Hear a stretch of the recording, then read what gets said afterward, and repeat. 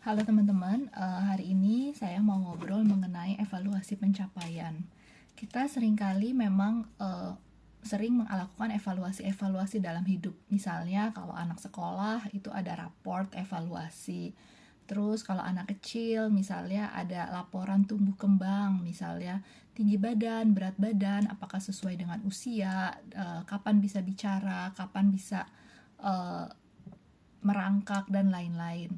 Misalnya kadang-kadang kita juga mudah untuk menilai, oh pencapaian itu misalnya dia berhasil masuk ke fakultas atau universitas yang bergengsi.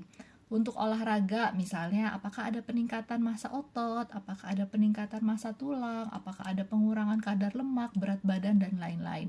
Untuk pebisnis mungkin bisa dinilai berapakah aset mereka, apakah omset mereka, atau yang sekarang sedang tren berapakah follower-follower di dalam media sosial. Itu semua tidak salah, dan memang evaluasi itu dibutuhkan untuk melakukan penilaian kinerja dan sekaligus mengevaluasi proses. Hal-hal tersebut banyak hal yang bersifat materi atau fisik yang kita evaluasi.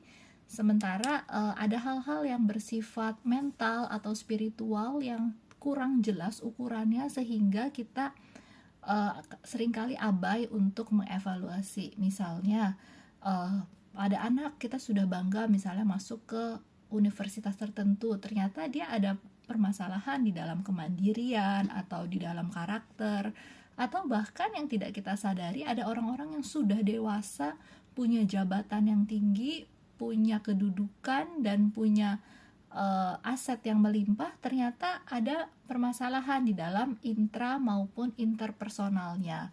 Nah, hal-hal yang kayak gini nih seringkali kita mulai lupa bahwa manusia tuh nggak cuma terdiri atas tubuh aja, tetapi terdiri atas spiritual juga dan mental.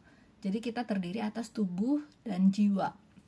Kita sangat mudah untuk menilai hal-hal yang bersifat materi, hal-hal yang bersifat fisik, tapi hal-hal yang bersifat mental seperti karakter, kemandirian, kepribadian,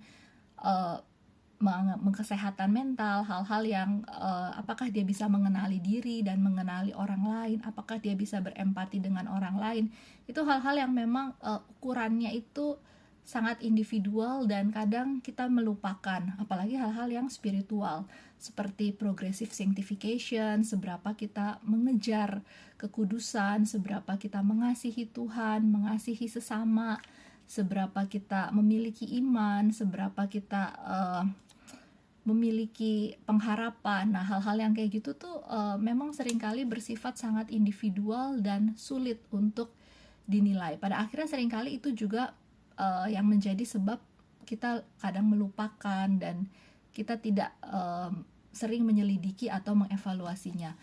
Pernikahan misalnya sudah berjalan bertahun-tahun, sementara perusahaan aja sering melakukan meeting, apa strategi yang akan kita tetapkan untuk tahun ke depan supaya ada peningkatan ini itu.